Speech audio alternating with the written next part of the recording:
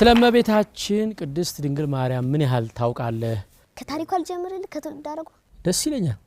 መጀመሪያ ከጴጥርቃና ቴክታ ነው እንትን ጴጥርቃና ቴክታ ምንድናቸው? ሰዎች ናቸው። እሺ ጴጥርቃ ወንድ ነው፣ ቴክታ ሴት ናት። ባልና ሚስት ናቸው?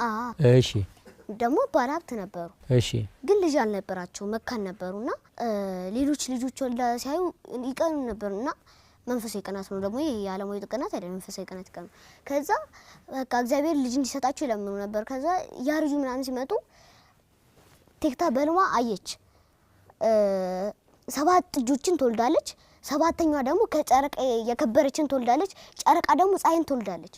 ከዛ በኋላ ከተነሳችና ለጴጥርቃ ተነጋገሩ። ደስ ብሏቸው ህልም ፈቺ ጋር ሲሄዱ ህልም ፈቺ 7 ልጆችን ትወልዳላችሁ፣ 7ኛዋ ደግሞ ከመላእክት የከበረች ጨረቃን ትወልዳላችሁ። ማለትም ከመላእክት የከበረች ማለት እመቤታችን ማለት። እሺ ከዛ ልጅ እንደተባለ ወለዱ 7 ልጆች ዴር ሄርድን ምናምን እየተባለ እስከ ትውልድ ያደርጋቸው 7 ልጆችን ወለዱ። ከዛ መጨረሻ ላይ ማጣትን አግብታ ያቺ ሴት ሐናን ወለደቻት። ሐና ከዛ በኋላ ሐና ደግሞ በቤተ መቅደስ በደም ካገለገለች በኋላ ከቤተ መቅደስ ሰው ከሆነ ጋር ከኢያቄም ጋር አጋቧት። ከኢያቄም ጋር ከተጋቡ በኋላ ልክ እንደ ጴጥርቃና ቴክታ መካን ነበሩ። እነሱ ሰዎችን ሲያጫውቱ ሲሆን እነሱም ይቀሩ ነበር እና እያረጁ ሲመጡ ህልም አየች ሐና። ኢያቄምን አየ። ኢያቄም ደግሞ የሐናን አየ። ምን አየ?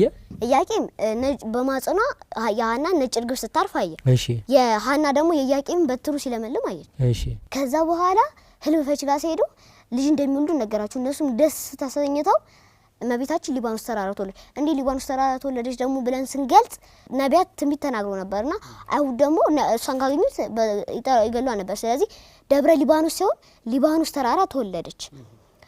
በልደታ ደግሞ ንፍሮ ባቂላ ምናምን በላለ የዛን ምግብ ስላልነበረ ንፍሮ ቀቅለው እዚህ የነበሩ ሰዎች ያመጡላን ነበር። በዛ ምሳሌ መሰረት ነው የምንበለው ማለት ነው። ለልደታ ንፍሮ የሚደረገው ለዛ ነው።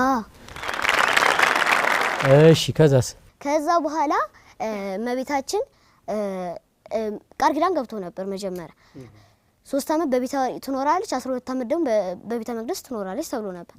ከዛ 3 አመት ሙሉ በቤተሰቦቿ ቤት ኖረች።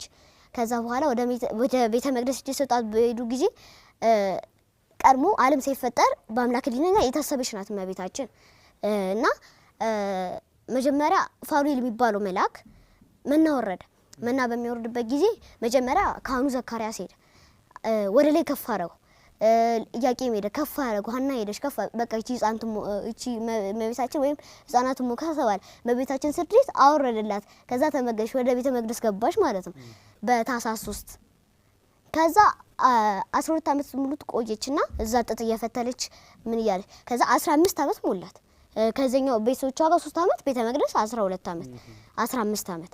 ከዛ በኋላ ካህኑ ዘካርያስ ለማን ይሰጥ ተብሎ ተጨንቆ ስለነበር ቤተ መቅደስ ገብቶ ጸለየ። ከዛ ቅዱስ ገብርኤል ተቀልጦለት በእስራኤል ያሉ በትሮችን ሰብስብና ጸልይባቸው፣ ከዛ በነጋታው ነጭ እርግብ የወጣችን በትር አውጥተ ለዛ ሰው ስጥ አለ። ከዛ በትሮችን ሰበሰበና ጸለየ።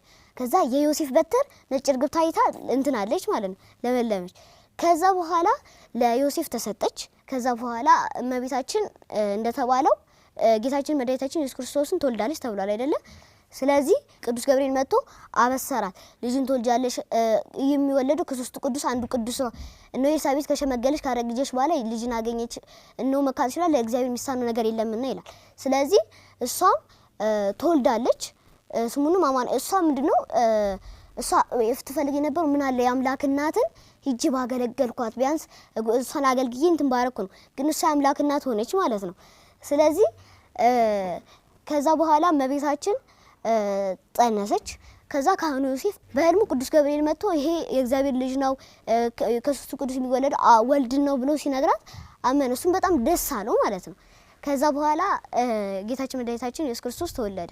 ከተወለደ በኋላ አደገ፣ እናቱን የታዘዘ አደገ።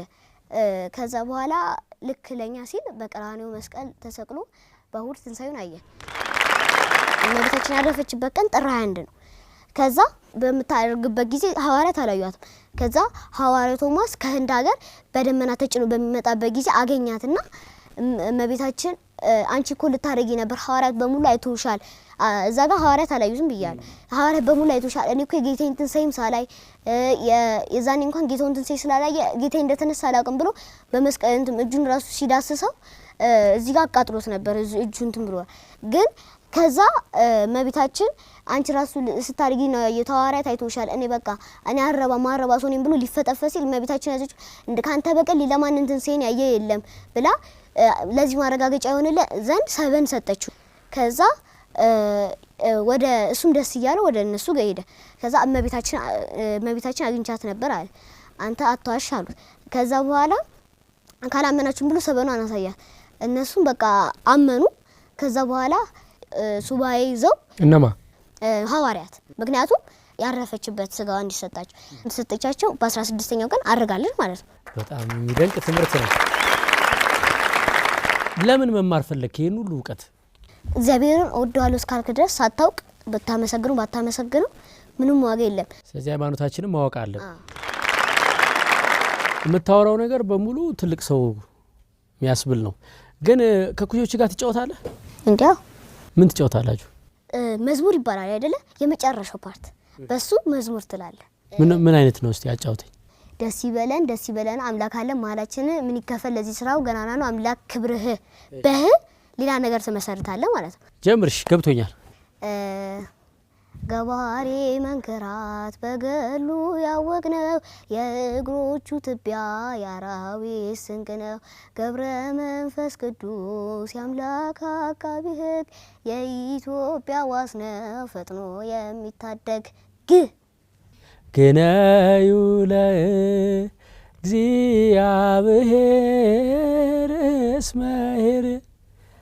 እስመ ለዓለም ምሕረቱ እስመ ለዓለም